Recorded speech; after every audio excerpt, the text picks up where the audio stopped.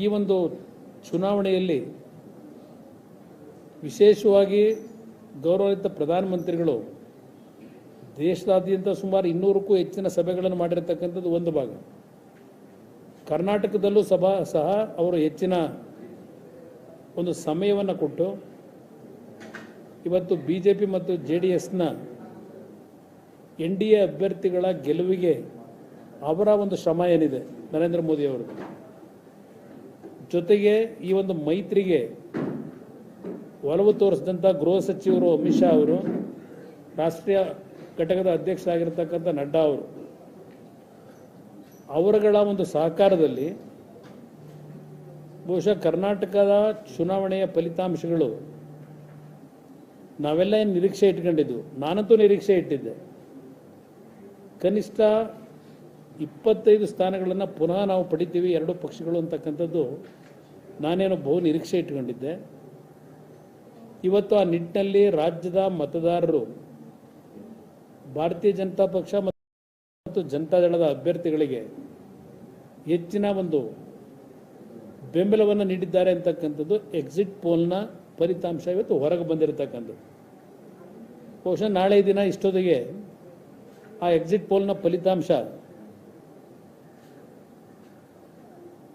ಸತ್ಯಾಂಶದಿಂದ ಕೂಡಿರತಕ್ಕಂಥದ್ದು ಅಂತಕ್ಕಂಥದ್ದು ಬಹುಶಃ ನಾಳೆಯ ಕರ್ನಾಟಕದ ಮತದಾರರು ಈಗಾಗಲೇ ನೀಡಿದ್ದಾರೆ, ಇಷ್ಟೊತ್ತು ಫಲಿತಾಂಶ ದೊರಕ್ತದೆ ಅಂತ ನಾನು ಅದರ ಬಗ್ಗೆ ಹೆಚ್ಚಿನ ವ್ಯಾಖ್ಯಾನ ಮಾಡಲಿಕ್ಕೆ ಹೋಗೋದಿಲ್ಲ. ಆದರೆ ಒಂದು ಮಾತನ್ನು ಈ ಸಂದರ್ಭದಲ್ಲಿ JDS ಪಕ್ಷ ಮತ್ತು ರಾಜ್ಯದ BJP ಘಟಕದ ಪರವಾಗೂ ಸಹ ನಾನು ಕೇಂದ್ರದ ಗೃಹ ಸಚಿವರು, ಪ್ರಧಾನಮಂತ್ರಿಗಳು ಹಾಗೂ BJP ರಾಷ್ಟ್ರೀಯ ಅಧ್ಯಕ್ಷರಿಗೆ ನನ್ನ ಕೃತಜ್ಞತೆಗಳನ್ನು ಸಲ್ಲಿಸಲಿಕ್ಕೆ ಬಯಸ್ತಾ ಇದ್ದೇನೆ ಅವರ ಸಹಕಾರಕ್ಕೆ. ಮುಂದಿನ ವಿಷಯಗಳ ಬಗ್ಗೆ ನಾನು ಮುಂದಿನ ದಿನಗಳಲ್ಲಿ ಚರ್ಚೆ ಮಾಡೋಣ.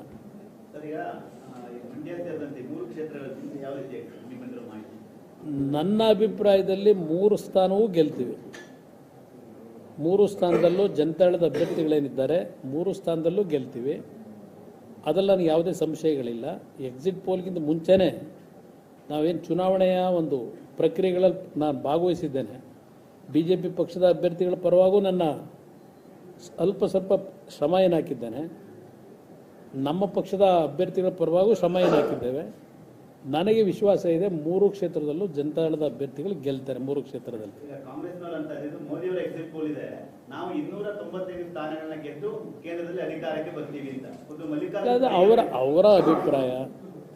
ಅವರ ಅಭಿಪ್ರಾಯಕ್ಕೆ ನಾಳೆ ಮಧ್ಯಾಹ್ನದವರೆಗೆ ಆ ಅಭಿಪ್ರಾಯನ ವ್ಯಕ್ತಪಡಿಸಿ ಅವರು ಸಂತೋಷವಾಗಿರ್ತಕ್ಕಂಥದ್ದಕ್ಕೆ ನಾನು ಯಾತಕ್ಕೆ ಅಡ್ಡಿಪಡಿಸಲಿ, ಅವರ ಅಭಿಪ್ರಾಯ ಹೇಳ್ಕೊಂಡಿದ್ದಾರೆ.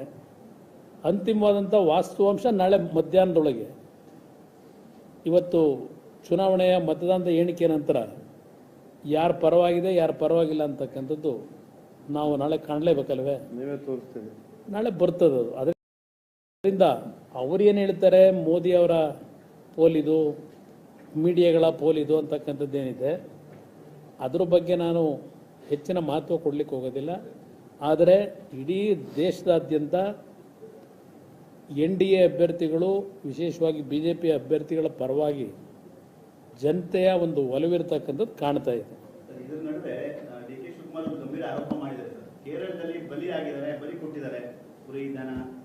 ನಾನು ನೋಡದೆ ಆ ವಿಷಯವನ್ನು ನಾನು ಅದು ಬಹುಶಃ ಅವರ ಮೊನ್ನೆ ಹೇಳಿಕೆ ನಾನೇನು ಗಮನಿಸಿದ್ದೇನೆ.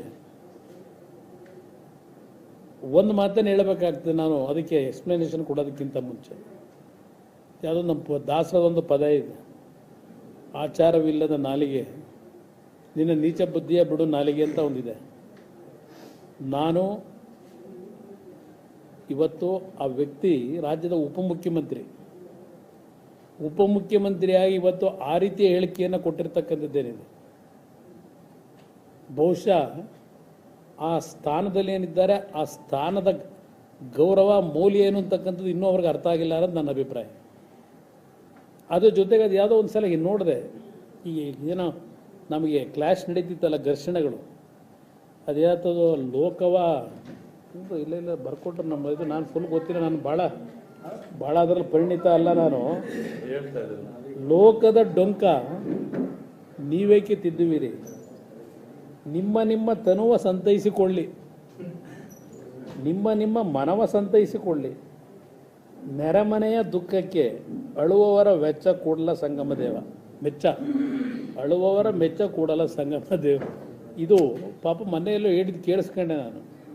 ಲೋಕದ ಡಂಕನ್ನು ಸರಿಪಡಿಸೋದಿರಲಿ, ನಿನ್ನ ಡೊಂಕಿಯನ್ನು ಸರಿಪಡಿಸ್ಗ, ನಿನ್ನ ತನುವನ್ನು ಸರಿ ಮಾಡ್ಕ, ನಿನ್ನ ಮನಸ್ಸನ್ನು ಸರಿ ಮಾಡ್ಕ ಅಂತ ಪಾಪ ಏನು ಕೂಡಲ ಸಂಗಮ ನೆನೆಸ್ಕೊಂಡು ಹೇಳಿದ್ರಲ್ಲ, ಅದನ್ನು ಮತ್ತೆ ನಾನು ಅವ್ರಿಗೆ ಹೇಳಬೇಕಾಗಿದೆ. ಈಗ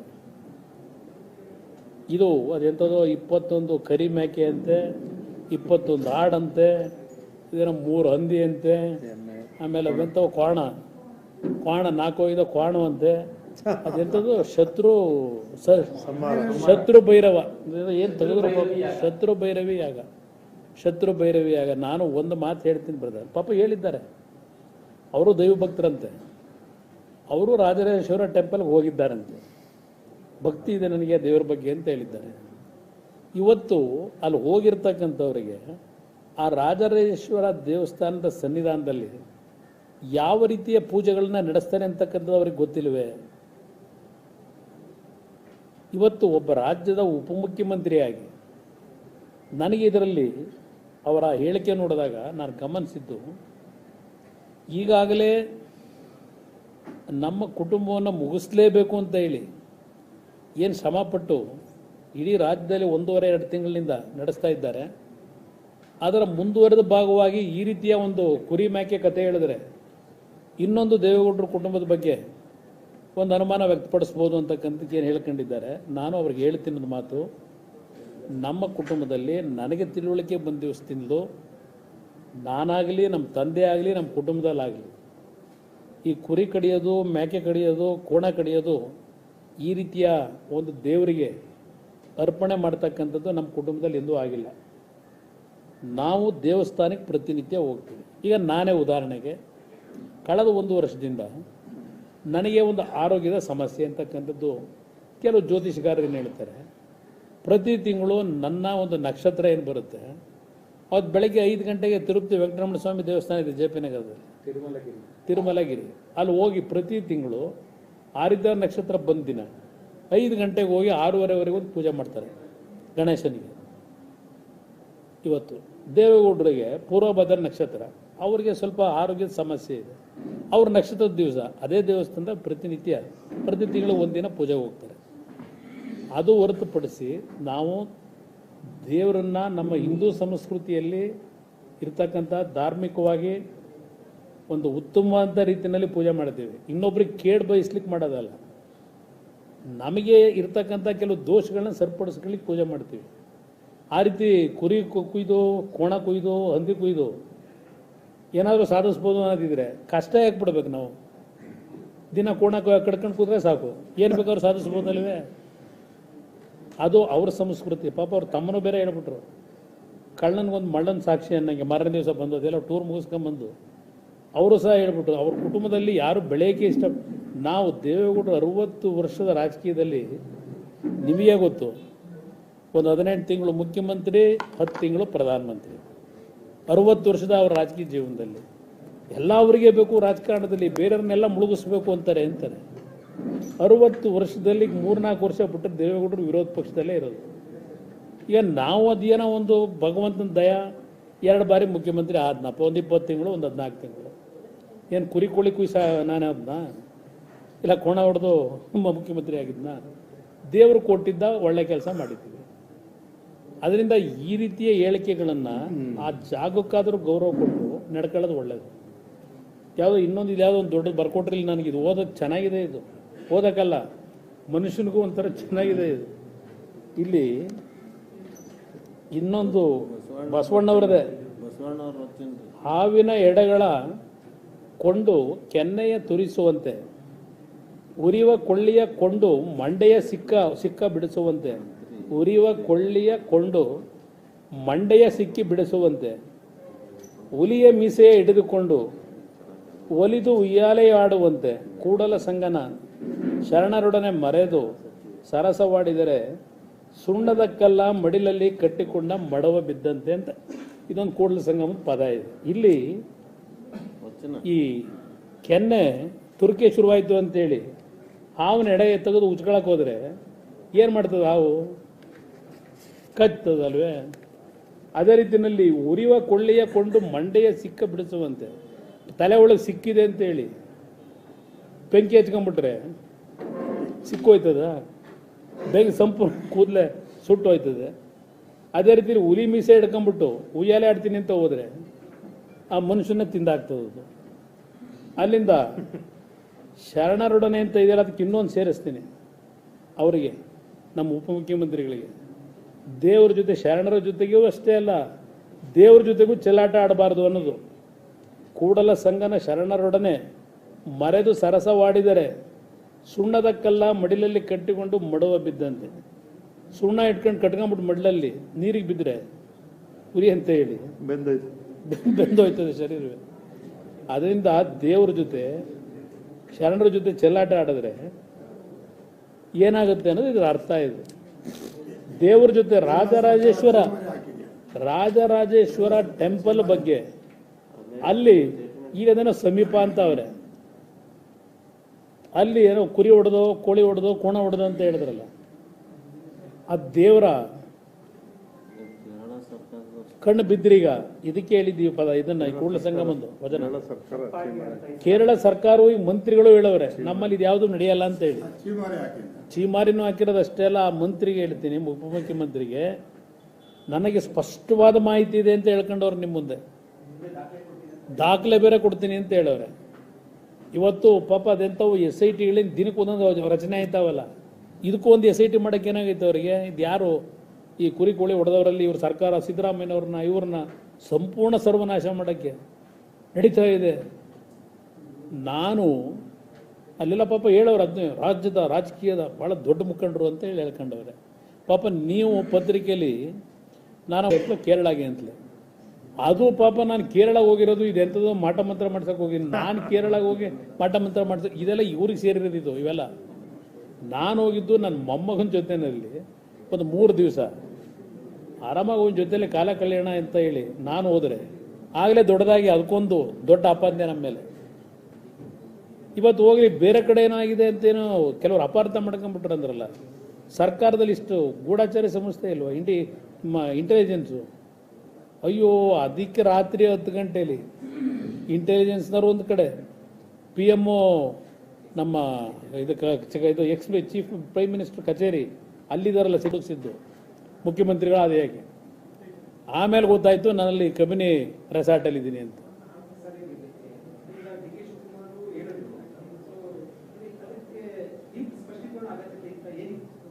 ಅವ್ರು ನಮ್ಮನ್ನೇ ಉದ್ದೇಶ ಹೇಳಿರೋದಲ್ವ, ಅದು ಹೆಸರು ಹೇಳಿಲ್ಲ. ಅವ್ರು ತಮ್ಮ ಮಾರನೇ ದಿವಸ ಕ್ಲಾರಿಫಿಕೇಶನ್ ಬೇರೆ ಕೊಟ್ರಲ್ಲ. ಏನು ಹೇಳಿದ್ರು ಅವರು? ಈ ರಾಜ್ಯದಲ್ಲಿ ಒಂದು ಕುಟುಂಬ ಇವತ್ತು ಎಲ್ಲ ಮುಗಿಬೇಕು, ನಾವು ಒಬ್ಬರೇ ಉಳಿಬೇಕು ಅಂತಕ್ಕಂಥ ಒಂದು ಕುಟುಂಬ ಇದೆ ಇಲ್ಲಿ ಅಂದ್ರಲ್ಲ. ಅವ್ರು ಸದಾಕಾಲ ಅದು ನೆನೆಸ್ಕೊಳ್ಳೋದು ನಮ್ಮನೇ ಅಲ್ವಾ. ಆಮೇಲೆ ಅದಕ್ಕೆ ಕೆಲವು ಚಾನಲ್ಗಳಲ್ಲಿ ಅರ್ಧ ಗಂಟೆ ಸ್ಪೆಷಲ್ ಪ್ರೋಗ್ರಾಮ್ಗಳು ಬೇರೆ ಇವತ್ತು ಅವೆಂಥವು ಬಾಯಿ ತಕ್ಕೊಂಡಿರೋ ಇದು ಬಣ್ಣದಿದು ಇದೆಲ್ಲ ತೋರಿಸ್ಬಿಟ್ಟು ಅರ್ಧ ಗಂಟೆ ಅದು ಬೇರೆ. ಒಂದು 3-4 ಚಾನಲ್ಗಳಲ್ಲಿ ಸ್ಪೆಷಲ್ ಆರ್ಟಿಕಲ್ ಬೇರೆ ಒಂದು.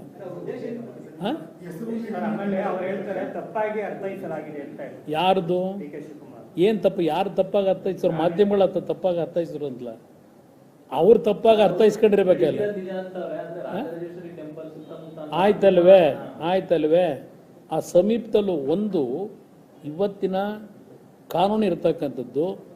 ಆ ರೀತಿ ಕೋಣ ಬಲಿ ಕೊಡೋದು, ಹಂದಿ ಬಲಿ ಕೊಡೋದು, ಈ ಕುರಿ ಬಲಿ ಕೊಡೋದ್ರ ಮುಖಾಂತರ ಯಾರನ್ನಾದರೂ ನಾಶ ಮಾಡಬೇಕು ಅಂತಕ್ಕಂಥ ಒಂದು ಕೆಲಸ ಮಾಡ್ತಕ್ಕಂಥದ್ದು ಏನಾದ್ರು ಮಾಹಿತಿ ಬಂದಾಗ ಈ ಸರ್ಕಾರ ಜವಾಬ್ದಾರಿ ಅಲ್ವ ಆ್ಯಕ್ಷನ್ ತಗೊಳ್ಳೋದು.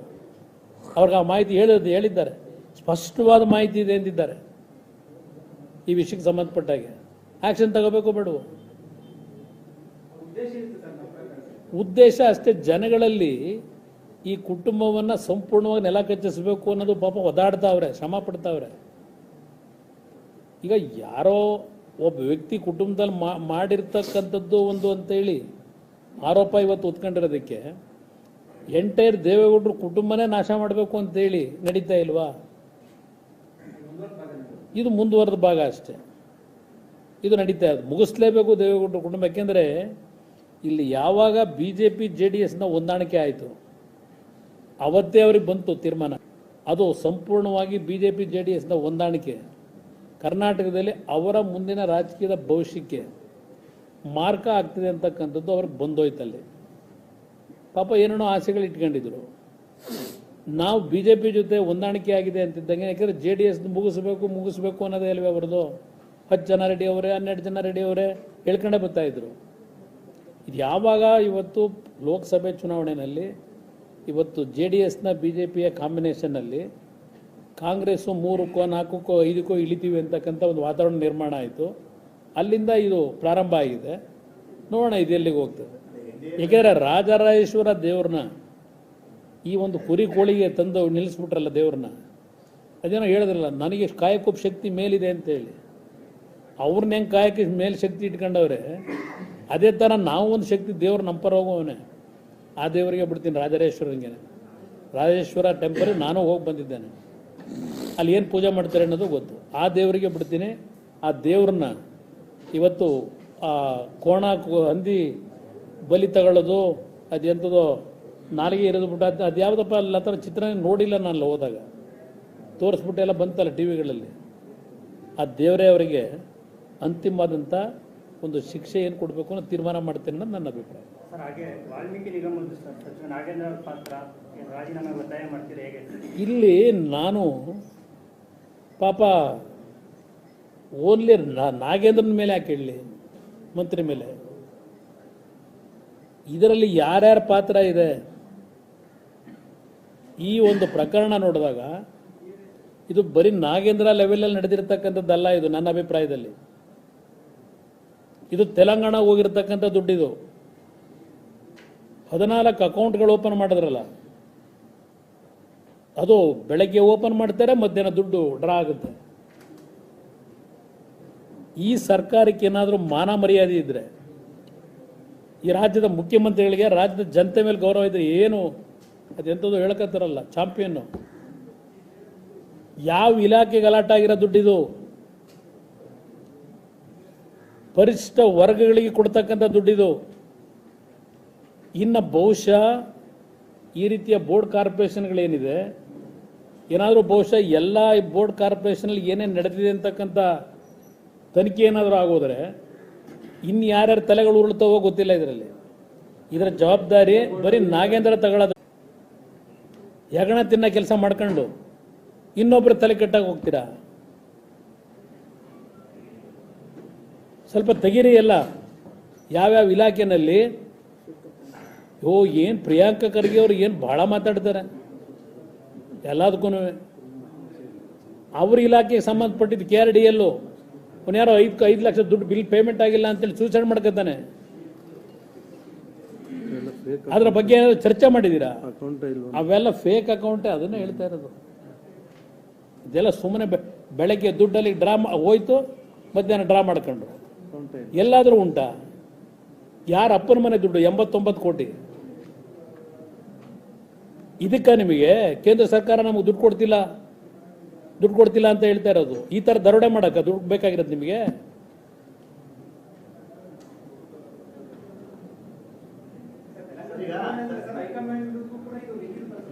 $200% ಡೆಲ್ಲಿ ಹೈಕಮಾಂಡ್ನ ಮೂಗಿನ ನೇರದಲ್ಲೇ ನಡೆದಿರೋದು. ಅವ್ರ ಡೈರೆಕ್ಷನ್ ಮೇಲೆನೆ ಇದು ನಡೆದಿರ್ತಕ್ಕಂಥದ್ದು. ಇದು ಇದೆಲ್ಲ ಇನ್ನೂ ನಾಳೆ ರಿಸಲ್ಟ್ ಎಲ್ಲ ಬರಲಿ, ಚರ್ಚೆ ಮಾಡೋಣ. ಯಾವ SIT ರಚನೆ ಮಾಡಿ ಏನು ಮಾಡ್ತೀರಿ? ಯಾರ ಮೇಲೆ ಆಕ್ಷನ್ ತಗೋತೀರಿ? ಅಲ್ಲಿ ಅವ್ರು ಯಾರೋ ಸೂಸೈಡ್ ಮಾಡ್ಕೋಬೇಕಾದ್ರೆ ಪರ್ಟಿಕ್ಯುಲರ್ ನಾಗೇಂದ್ರ ಅಂತಲೂ ಹೇಳಿಲ್ಲ. ಅಲ್ಲಿ ಒಬ್ಬ ಸಚಿವರ ಮೌಖಿಕ ಆದೇಶದ ಮೇರೆಗೆ ಅಂತಾರೆ.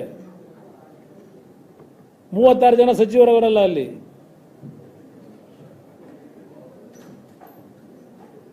ಇಲಾಖೆ ಸಚಿವರು ಅಂತಲೇ ಹೇಳಿಲ್ಲ. ಆತ್ಮಹತ್ಯೆ ಇದರಲ್ಲಿ ಡೆತ್ ನೋಟಲ್ಲಿ. ಅದರಿಂದ ಇಲ್ಲಿ ಈ ವಿಷಯದಲ್ಲಿ ಸರ್ಕಾರವೇ ಜವಾಬ್ದಾರಿ ತಗೋಬೇಕಿಲ್ಲಿ. ಒಬ್ಬ ಮಂತ್ರಿದಲ್ಲ ಇದು.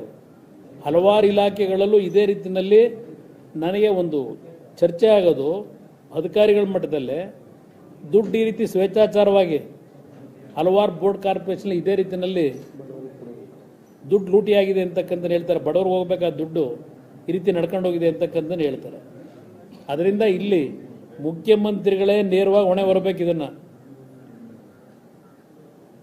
ಬರೀ ಒಬ್ಬ ಸಚಿವರನ್ನ ತಲೆದಂಡ ತೆಗೆಯೋದಲ್ಲ, ಈ ಸರ್ಕಾರ ತಲೆದಂಡ ತೆಗಿಬೇಕು. ಇವತ್ತು ನೋಡೋಣ ಮುಂದೆ ಎಲ್ಲಿಗೆ ಹೋಗಿ ನಿಲ್ಲುತ್ತೆ.